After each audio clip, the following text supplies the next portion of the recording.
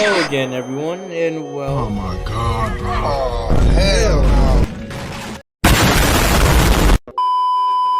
I'm back. I've returned, and today's video is, I guess you could say, a documentary about all the bad stuff that black people dealt with after slavery ended.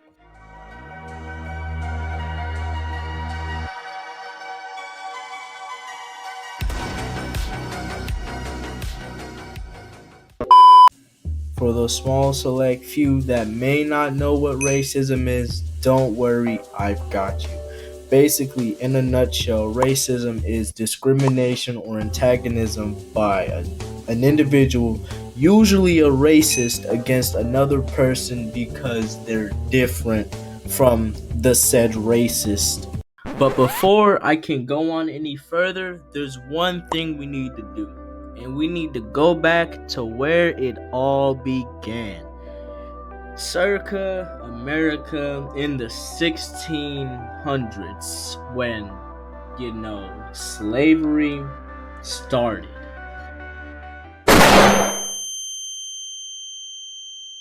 Since we're on the year 1619, I suppose I should give you a brief history of slavery.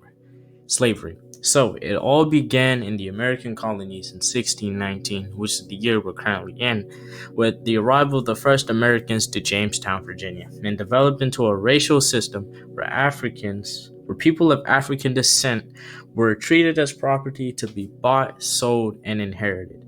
This brutal system was used to cultivate labor-intensive cash crops like tobacco, rice, and later cotton. The invention of the cotton gin later in 1793 dramatically increased the profitability of cotton, which in turn intensified the demand for enslaved labor, leading to the forced internal migration of over 1 million people. Slavery became the central economic and political issue dividing the nation, culminating in the Civil War, and was finally abolished in December 1865 with the ratification of the 13th Amendment, freeing nearly 4 million people.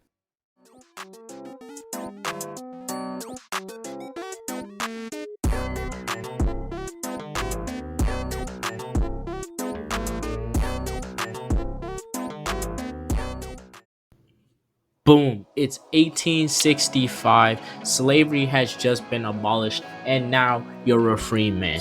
But you look to your right, and you see a white man yelling curses at you. And then you look to your left, and you see an angry mob of white people screaming at you. Yep, this was the life for African Americans after slavery was abolished, during the period known as the Reconstruction era. During the Reconstruction era, which spanned from 1865 to 1877, white supremacy reasserted itself violently and politically in response to the newfound rights of formerly enslaved black Americans. As federal efforts sought to rebuild the South and integrate freed people into civic life, many racist white Southerners, resisted through organized terror, most infamously via the Ku Klux Klan, which used intimidation, lynching, and arson to suppress black political participation. White supremacist backlash also took legal form, with black codes and later Jim Crow laws designed to maintain racial hierarchies and economic control. Despite the promise of the 13th, 14th, and 15th Amendments, white resistance undermined Reconstruction's goals, leading to the withdrawal of federal troops and the rise of redemption governments that restored white dominance across the South. This backlash laid the foundation for nearly a century of institutionalized racism and segregation.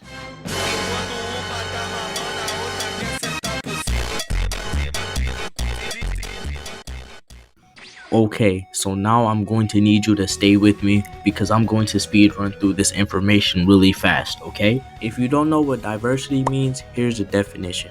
Diversity means to bring people together, people of different races, cultures, and backgrounds. However, during the Jim Crow law era, which spanned from 1877 to 1965, laws were made that enforced racial segregation, keeping black and white communities apart in the schools, neighborhoods, and public spaces. The Civil Rights Movement, however, from 1954 to 1968, challenged this system, pushing for integration and equal treatment. Today, diversity is about making sure that everyone is included and respected, not just tolerated. And speaking of equality, equality means everyone gets the same rights and opportunities.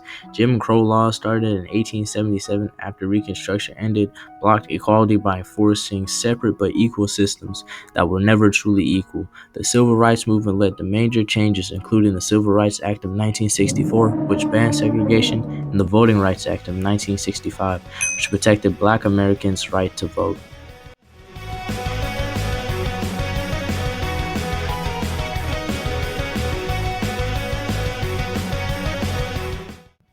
And throughout all of this, prejudice was a common feeling in the air. Basically, prejudice is unfair judgment based on race, religion, or background. Like, somebody could just see you and stereotype you or profile you as a thug. From 1877 to the mid 1960s, Jim Crow laws turned prejudice into policy, treating Black Americans as second-class citizens. The Civil Rights Movement, especially after the 1954 Brown v. Board of Education decision, worked to end this legalized hate and promote respect and fairness. While all that was happening, white people gave themselves, white privilege, which means that they often receive better treatment and more opportunities just because of their race. During Jim Crow laws, white privilege was protected by law. White people had access to better schools, jobs, and legal protection. Even after the Civil Rights Movement, which peaked between 1954 and 1968, white privilege didn't disappear. It still affects who gets to go ahead and who gets left behind. However, Black people fought for justice, which means fairness and equal protection under the law. Under Jim Crow laws from 1877 to 1965, justice was not equal. Black people were punished more harshly and denied fair trials. The Civil Rights Movement fought to fix this, with key moments like the Montgomery bus boycott, which was in 1955 to 1956, the March on Washington, which happened in 1963, and the Selma to Montgomery marches, which happened in 1965. Well, there you have it. This is the end of the video, and there's nothing really else for me to do but to play this.